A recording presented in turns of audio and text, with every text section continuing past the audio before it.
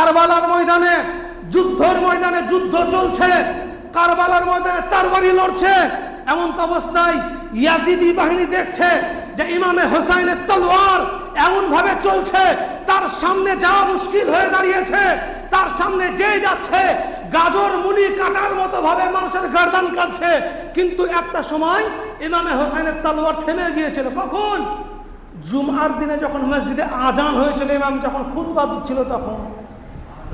আর ইমাম হোসেনকে কখন শহীদ করা হয়েছিল? যখন তিনি দেখলেন যে মসজিদে খুতবা চলছে, নামাজ পড়তে হবে জুমার দিন।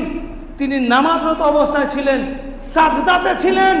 ইয়াজিদি বাহিনী ভেবেছিল এটাই হলো আসল সময়, এটাই হলো তাকে হত্যা করা, মানে শহীদ করার আসল সময়।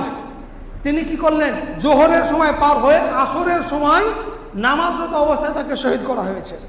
তিনি নামাজ পড়ছিলেন, যুদ্ধের ময়দানে নামাজ ছাড়েননি। তিনি একটা পয়গাম দিয়ে গিয়েছেন যে হোসাইনি হবে সে বেনামাজি হবে না। যেহেতু আমি কারবালার ময়দানে নামাজ পড়েছি, আমাকে যে মান্যকারী হবে সেও নামাজ পড়বে। বেরাদরান মিল্লাত ইসলামিয়া।